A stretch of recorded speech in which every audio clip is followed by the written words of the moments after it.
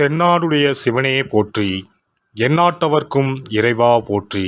அனைத்து தமிழ் உள்ளங்களுக்கும் கனிவான வணக்கங்கள். நிகழும் ஸ்ரீ மங்களகரமான சோபகிருது ஆண்டு மாசி மாதம் 18ஆம் தேதி வெள்ளிக்கிழமை அன்று பஞ்சமி திதியில் சுவாதி நட்சத்திரத்தில் துருவ நாமயோகத்தில் தைத்தூலம் காரணத்தினில் அமிர்தயோகம் கூடிய நன்னாளில் இந்த சீர்மிகு மார்ச் மாதம் பிறக்கிறது.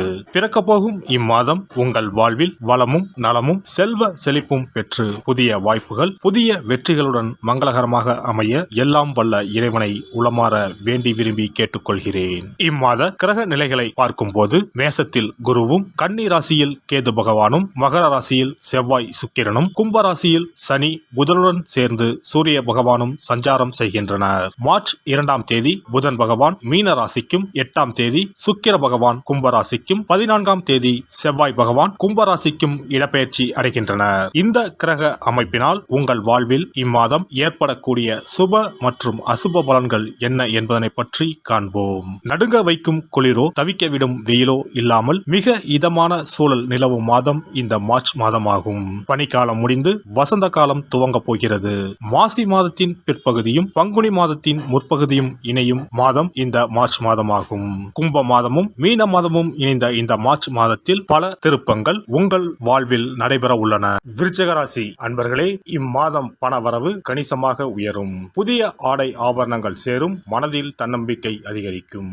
எதையும் சாதிக்க வேண்டும் என்ற மன உறுதி ஏற்படும். பழைய வாகனத்தை மாற்றிவிட்டு புதிய வாகனம் வாங்குவீர்கள். கணவன் மனைவிக்கு இடையே அந்யோன்யம் அதிகரிக்கும். குடும்பத்தில் மகிழ்ச்சியும் நிம்மதியும் ஏற்படும். பிரிந்திருந்த தம்பதிகள் ஒன்று சேர்வார்கள். சிலருக்கு குழந்தை பாக்கியம் கிடைக்கும். சுப நிகழ்ச்சிகளில் கலந்து கொள்வீர்கள். குடும்பத்துடன் விருந்து விசேஷங்களுக்கு சென்று வருவீர்கள். உறவினர்களால் உதவி கிடைக்கும். அதே நேரத்தில் அவர்களால் சிறு உபதிரமும் ஏற்படலாம். உறவினர்கள் வகையில் சற்று பக்குவமாக நடந்து கொள்வது நல்லது. வெளிவட்டாரத்தில் மதிப்பு மரியாதை கூடும். வாழ்க்கை துணை வழி உறவுகள் உங்கள் ஆலோசனைகளை ஏற்றுக்கொள்வார்கள். அவர்கள் மத்தியில் உங்கள் கௌரவம் ஒருபடி உயரும். உடல் நலனில் மட்டும் சற்று கவனமாக இருப்பது நல்லது. அலுவலகத்தில் இதுவரை இருந்து வந்த இறுக்கமான சூழ்நிலை மாறும். உங்கள் பணிகளில் சக ஊழியர்களின் ஒத்துழைப்பு கிடைக்கும். சிலருக்கு எதிர்பார்த்த பதவி உயர்வு, ஊதிய உயர்வு போன்ற சலுகைகள் கிடைக்கும். நிர்வாகத்திடம் எதிர்பார்த்த கோரிக்கைகள் நிறைவேறும். தொழில் மற்றும் வியாபாரத்தில் லாபம் சுமாராகத்தான் கிடைக்கும். மாத முற்பகுதியில் வீண் விரயம் ஏற்பட சாத்தியம் உள்ளது. புதிய முயற்சிகளை தவிர்ப்பதுடன் வியாபாரத்தை விரிவுபடுத்தும் முயற்சிகளை தவிர்க்கவும். சக வியாபாரிகளால் மறைமுக போட்டிகளை சந்திக்க நேரலாம். குடும்பத்தை நிர்வகிக்கும் பெண்களுக்கு பல வகையிலும் முன்னேற்றம் தரும் மாதமாக இருக்கும். கணவரின் பாராட்டுக்கள் கிடைக்கும். அலுவலகம் செல்லும் பெண்களுக்கு சிறப்பான பலன்கள் ஏற்படக்கூடும். எதிர்பார்த்த பதவி உயர்வு, ஊதிய உயர்வு கிடைக்கக்கூடும். மாணவர்களுக்கு கல்வியை பற்றிய பயம் நீங்கும். குழப்பம் இல்லாத தெளிவான மனதுடன் பாடங்களை படித்து வெற்றி பெறுவீர்கள். கலைத்துறையினருக்கு கௌரவம் உயரும். விரும்பிய பதவி கிடைக்கும். வழக்கு விவகாரங்கள் உங்களுக்கு சாதகமாக இருக்கும். கைவிட்டு போன பொருட்கள் மீண்டும் கிடைக்கும். அலட்சிய போக்கை கைவிடுவது நல்லது. அரசியல் துறையினருக்கு பணப்புழக்கம் அதிகரிக்கும். எடுத்த காரியம் அனைத்தும் வெற்றிகரமாக முடியும். மதிப்பு மரியாதை சிறப்படையும். செல்வாக்கு ஓங்கும். நட்பு வட்டாரத்தில் குதூகலம் ஏற்படும். நட்சத்திர பலன்கள். விசாகம் 4ஆம் பாதம். இந்த மாதம் குடும்பத்தில் இருந்த சிக்கல்கள் தீரும். உத்தியோகத்தில் இருப்பவர்களுக்கு வீண் அலைச்சல் குறையும். மற்றவர்கள் மூலம் உதவிகள் கிடைக்கும். குடும்பத்திற்கு தேவையான பொருட்களை வாங்கி மகிழ்வீர்கள். கணவன் மனைவிக்கு இடையில் இருந்த கருத்து வேற்றுமை நீங்கும். அனுஷம் நட்சத்திரம். இந்த மாதம் வாழ்க்கையில் சந்தோஷம் அதிகரிக்கும். பிள்ளைகளால் கௌரவம் அந்தஸ்து உயரும். துக்கமும் துன்பமும் நீங்கும். தடைப்பட்ட காரியங்களில் இருந்த தடைகள் நீங்கி சாதகமாக நடந்து முடியும். தேவையற்ற மருத்துவ செலவு ஏற்படக்கூடும். வீடு பூமி மூலம் வரவேண்டிய வருமானம் தாமதப்படலாம். கேட்டை நட்சத்திரம். இந்த மாதம் வாழ்க்கை துணையுடன் விவாதம் உண்டாகும். தொழில் வியாபாரத்தில் ஈடுபட்டு இருப்பவர்கள் அவசர முடிவுகள் எடுப்பதை தவிர்ப்பது நல்லது. உத்தியோகத்தில் இருப்பவர்கள் வீண் அலைச்சலையும் காரிய தாமதத்தையும் சந்திக்க வேண்டியிருக்கும். காசி விசாலாட்சியை வழிபட எதிர்ப்புகள் அகலும். காரிய தடை. இனி இந்த மார்ச் மாதத்தில் மகா சிவராத்திரி எப்போது, இந்த நாளுக்கு அப்படி என்ன சிறப்பு என்பதனை பற்றி காண்போம். சிவபெருமானுக்கு எத்தனையோ திருநாமங்கள் உள்ளன. அவற்றில் மிக உயர்வானதாக சொல்லப்படுவது மகாதேவன் என்ற திருநாமம். மகாதேவன் என்றால் கடவுள்கள் அனைவருக்கும் மேலான கடவுள். கடவுள்களுக்கு எல்லாம் தலைவன் என்ற பொருள். சிவாய நம என சிந்திப்பவர்க்கு அபாயம் ஏற்படாது என்பார்கள்.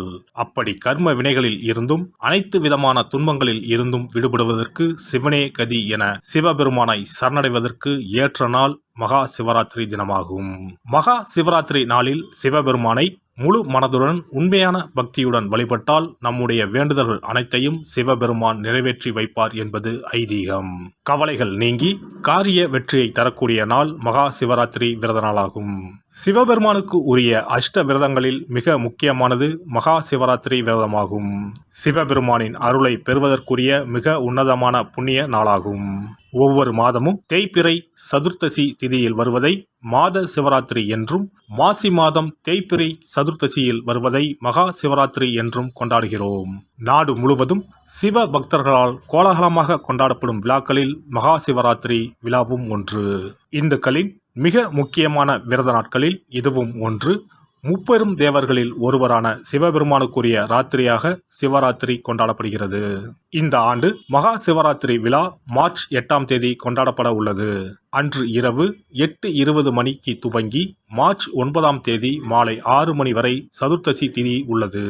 இதனால் மார்ச் 8ஆம் தேதி இரவு 8:30 மணிக்கு பிறகே சிவராத்திரி பூஜை துவங்க வேண்டும்.